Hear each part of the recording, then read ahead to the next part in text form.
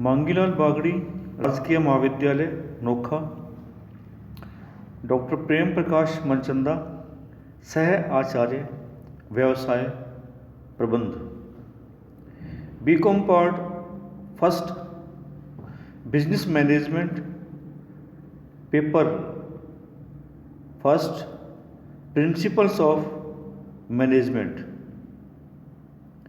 प्रिय विद्यार्थियों, आज हम अध्ययन करेंगे एक नया टॉपिक है निर्देशन, डायरेक्टिंग। सबसे पहले है what do you mean by directing. तो संस्था का नियोजन एवं संगठन कर लेने के बाद प्रबंधक को अपने कार्यों की प्रक्रिया आगे बढ़ानी पड़ती है ताकि वह मानवीय प्रयासों के सहयोग से संस्था के कार्यों को पूरा करवा सके। संस्था के मानवीय संसाधनों का सदुपयोग करने के लिए ही प्रबंधक को निर्देशन कार्य करना पड़ता है ताकि वह उनके प्रयासों को समुचित दिशा निर्देश दे सके और संस्था एवं व्यक्तिगत उद्देश्यों की पूर्ति की जा सके। निर्देशन कार्य एक व्यापक कार्य है। इसके अंतर्गत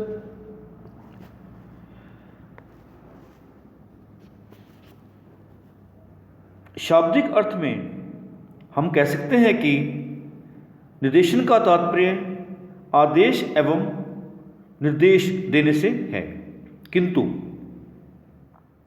प्रबंधकीय कार्य के रूप में निर्देशन एक व्यापक कार्य है। इसके अंतर्गत एक निश्चित प्रक्रिया के अंतर्गत इसे पूरा किया जाता है।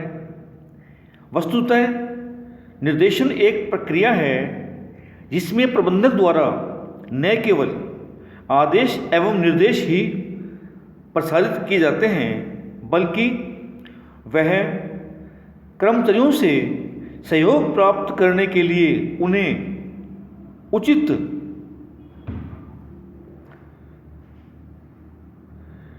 नेतृत्व प्रदान करता है तथा कार्य करने के लिए उन्हें अभिप्रेरित करता है। एक विद्वान हैं थियो हेमन, उन्होंने निर्देशन के संबंध में यह बतलाया है कि निर्देशन में वे प्रक्रियाएं तथा तकनीकें सम्मिलित हैं जिनका उपयोग निर्देश जारी करने तथा यह सुनिश्चित करने के लिए किया जाता है कि समस्त क्रियाएं मूल योजना के अनुरूप हो रही हैं। एक अन्य विद्वान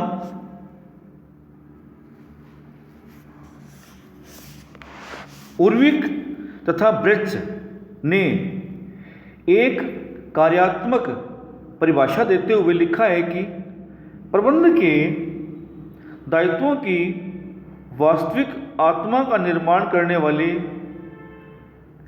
स्त्रियों एवं पुरुषों का मार्गदर्शन करना, उन्हें अभिप्रेरणा देना तथा उनका नेतृत्व करना ही निर्देशन है। Directing is the guidance, the inspiration, the leadership of those men and women that constitute the real core of the responsibilities of management। इस प्रकार एक और विद्वान भी हैं, मार्शल डिमोक ने लिखा है कि निर्देशन कार्य प्रशासन का हृदय है। जिसमें कार्य विधि का निर्धारण करना, आदेश तथा निर्देश देना तथा गतिशील नेतृत्व प्रदान करना सम्मिलित है। इस प्रकार स्पष्ट है कि या हम कह सकते हैं कि निर्देशन वह प्रबंधकीय कार्य है जिसके अंतर्गत प्रबंधक अपने अधीनस्थों को आदेश एवं निर्देश देता है, उनके कार्यों का पर्यवेक्षण, निरीक्षण एवं मार्गदर्शन करता है, उन्हें नेतृत्व प्रदान करता है तथा कार्य करने हेतु अभिप्रेरित करता है ताकि संस्था के उद्देश्यों की प्राप्ति में दक्षतापूर्वक एवं प्रभावकारी रूप से वे योगदान कर सकें। तो ये हुआ निर्देशन का अर्थ। इन परिभाषाओं के आधार पर निर्देशन की प्रकृति एवं विशेषताओं को भी प्रकट किया जा सकता है। जैसे नंबर 1 सबसे पहले है, निर्देशन प्रबंध का एक महत्वपूर्ण कार्य है। Directing is an important functions of management. दूसरी बात है, यह एक समन्वयकारी कार्य है। It is an integrating function. इसमें क्या होता है, प्रभावकारी समन्वय तभी संभव है जबकि प्रभावकारी निर्देशन किया जाए। इस कार्य में निर्देशन, निरीक्षण, मार्गदर्शन तथा अभिप्रेरणा द्वारा कार्यों एवं व्यवहार में समन्वय स्थापित किया जा सकता है। इसलिए यह एक समन्वयकारी कार्य है। तीसरी विशेषता है, यह एक संयोजनकारी कार्य है। It is a connecting function. देखिए, प्रोफेसर हैमन ने इसे एक संयोजनकारी कार्य कहा है। उनका मानना है कि नियोजन, संगठन, नियंत्रण आदि के कार्य, जो भी कार्य हैं, नियोजन है, संगठन है, ये समस्त कार्य क्या होते हैं, प्रारंभिक तैयारी के होते हैं तथा नियंत्रण का उद्देश्य क्या होता है, यह ज्ञात करना है कि लक्ष्य पूरे हो रहे हैं अथवा नहीं। किंतु निर्देशन के अंतर्गत आदेश एवं निर्देश, मार्गदर्शन, अभिप्रेरणा एवं नेतृत्व द्वारा सभी प्रबंधकीय कार्यों में संयोजन या संबंध स्थापित किया जाता है। इसलिए यह एक संयोजनकारी कार्य है। चौथी विशेषता है, व्यापक कार्य है, बड़ा कार्य है ये। इसमें केवल मात्र आदेश एवं निर्देश ही शामिल नहीं किए जाते हैं, बल्कि इसके अलावा आदेश एवं निर्देशन के अलावा उनका पर्यवेक्षण करना, निरीक्षण करना, अभिप्रेरणा देना, उन्हें उचित नेतृत्व प्रदान करना, ये सारे कार्य किए जाते हैं। इसलिए यह एक परवेसिव कार्य है। पांचवी विशेषता है, सतत प्रक्रिया, कंटिन्यूस प्रोसेस। सतत यह प्रक्रिया चलती रहती है जब तक कि उद्देश्यों की प्राप्ति न हो जाए। नेक्स्ट पॉइंट है, मानवीय संसाधन से संबंधित कार्य। निर्देशन का संबंध क्या है, मानवीय संसाधन से संबंधित है, क्योंकि संगठन में कार्य करने वाले जो कर्मचारी होते हैं उन्हें निर्देश देना, आदेश देना, उनका निरीक्षण करना, पर्यवेक्षण करना, उन्हें मार्गदर्शन देना, उन्हें उचित नेतृत्व प्रदान करना, उन्हें अभिप्रेरित करना, ये समस्त कार्य क्या होते हैं, मानव से संबंधित हैं। नेक्स्ट पॉइंट है, व्यक्तियों का विकास। निर्देशन कार्य के द्वारा व्यक्तियों का विकास किया जाता है ताकि वे स्वतः कार्य करने के लिए प्रेरित हो सकें। नेक्स्ट पॉइंट, अंतिम पॉइंट है कार्य वातावरण का निर्माण। निर्देशन एक ऐसा कार्य है जिसके द्वारा संस्था में कार्य वातावरण का निर्माण किया जाता है ताकि कर्मचारी पूर्ण उत्साह एवं स्वेच्छा से संस्थागत एवं व्यक्तिगत उद्देश्यों की प्राप्ति के लिए अपनी संपूर्ण क्षमता से कार्य कर सके। तो ये होगी निर्देशन की विशेषताएं एवं प्रकृति। इसके बाद है निर्देशन का महत्व, इंपॉर्टेंस ऑफ डायरेक्टिंग।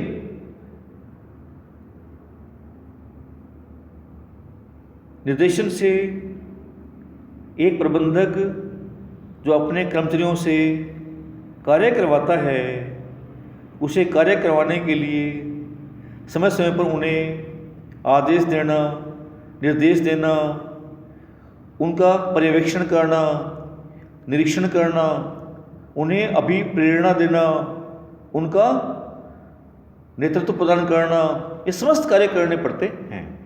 एक विद्वान है प्रोफेसर डिमोक ने इसे प्रशासन का हृदय तक कह दिया है।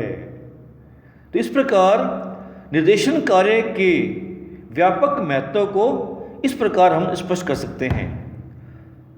तो पहले पॉइंट आएगा कार्य का निष्पादन करने के लिए, कार्य को पूरा करने के लिए, उद्देश्यों की प्राप्ति करने के लिए निर्देशन करना अति आवश्यक है।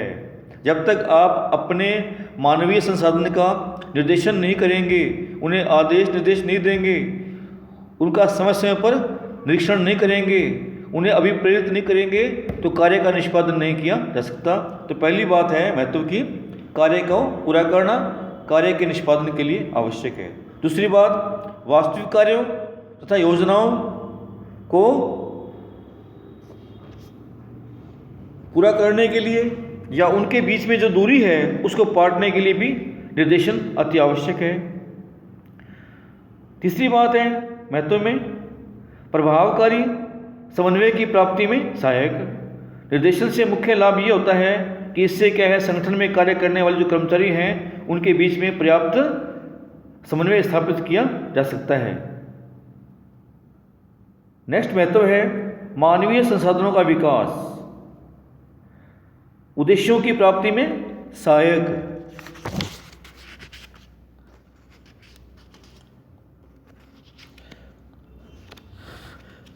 इससे क्या होता है, निर्देशन से उद्देश्यों की प्राप्ति भी आसानी से की जा सकती है। भावी प्रबंधकों का विकास। निर्देशन एक ऐसा कार्य है जिससे भावी प्रबंधकों के विकास में सहायता मिलती है। जब प्रबंधक अपने अधीनस्थों को आदेश एवं निर्देश देते हैं, उन्हें अभिप्रेरित करते हैं, तो वे सभी अधीनस्थ भी धीरे धीरे उस कला को समझने लगते हैं। अधीनस्थ धीरे धीरे यह भी जानने लगते हैं कि कार्य किस प्रकार करवाए जाते हैं। फलतः भावी प्रबंधकों का स्वतः विकास होने लगता है। नेक्स्ट महत्व है परिवर्तनों के प्रबंधन में सुविधा। यदि मान लिया प्रबंधक ने कोई संगठन में या कार्यविधि में कोई परिवर्तन करना है, तो वह क्या है, निर्देशन के माध्यम से क्या है, आसानी से उसमें परिवर्तन कर सकता है। नेक्स्ट महत्व है सामूहिक कार्यों की सफलता में सहायक। व अंतिम महत्व है व्यावसायिक संस्था की सफलता के लिए आवश्यक। तो निर्देशन क्या है, प्रत्येक व्यावसायिक संस्था की सफलता के लिए अति आवश्यक है।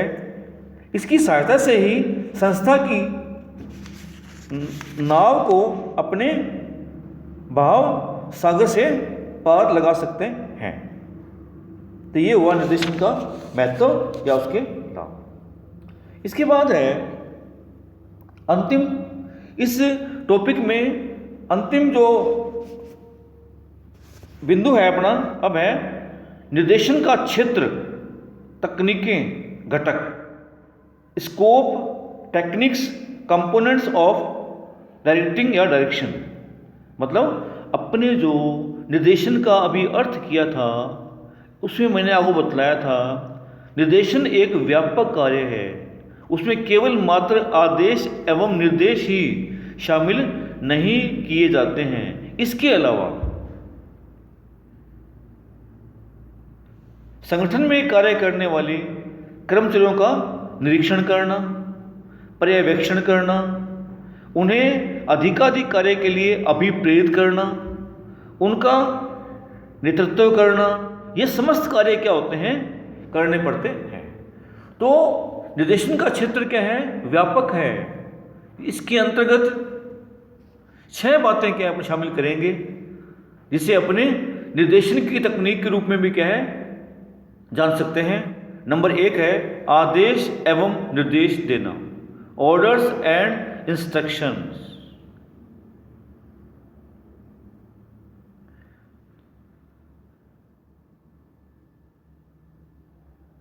दूसरी तकनीक है पर्यवेक्षण एवं निरीक्षण करना, सुपरविजन। किसका? तो संगठन में कर्मचारी अधीनस्थ कार्य करते हैं, उनका समय समय पर क्या है निरीक्षण एवं पर्यवेक्षण भी करना चाहिए।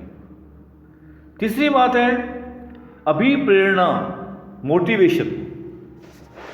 इसमें क्या होता है, एक प्रबंधक संगठन में कार्य करने वाले कर्मचारियों को अधिकाधिक कार्य करने हेतु अभिप्रेरित करने के लिए उन्हें अभिप्रेरित भी करता रहता है। तो ये भी क्या होगा, निर्देशन की एक तकनीक है। इसके बाद है नेतृत्व, लीडरशिप। निर्देशन कार्य के लिए नेतृत्व भी किया जाना आवश्यक है, अतः नेतृत्व भी निर्देशन का एक अभिन्न अंग या तकनीक के रूप में जाना जाता है। इसके अंतर्गत एक प्रबंधक अपने अधीनस्थों के व्यवहार का मार्गदर्शन करता है। और 5वां तकनीक है, अंतिम जो पॉइंट इसका है क्षेत्र का, वो है संप्रेषण या संचार, कम्युनिकेशन। निर्देशन के लिए संप्रेषण परम आवश्यक है। प्रभावकारी संप्रेषण व्यवस्था प्रबंधकों के आदेशों, निर्देशों, कर्मचारियों की शिकायतों, समस्याओं, कार्य की रिपोर्टों, सुझावों आदि को यथा समय यथा स्थान पहुंचाने के लिए संचार अति आवश्यक है। कुशल संचार व्यवस्था से संस्था में आपसी विश्वास के वातावरण का निर्माण किया जा सकता है। इसी से संस्था में प्रजातांत्रिक वातावरण का निर्माण भी किया जा सकता है। फलतः प्रबंधकों को निर्देशन कार्य करने में सुविधा होती है। तो इस प्रकार निर्देशन का क्षेत्र व्यापक है। इसके अंतर्गत नंबर 1 आदेश एवं निर्देश देना, नंबर 2 कर्मचारियों का, अधीनस्थों का निरीक्षण एवं पर्यवेक्षण करना, नंबर 3 उनका नेतृत्व करना, नंबर 4 उन्हें अभिप्रेरित करना, और नंबर 5 है प्रभावकारी संचार व्यवस्था उत्पन्न करना। ये समस्त निर्देशन के क्षेत्र में शामिल किए जाते हैं। धन्यवाद।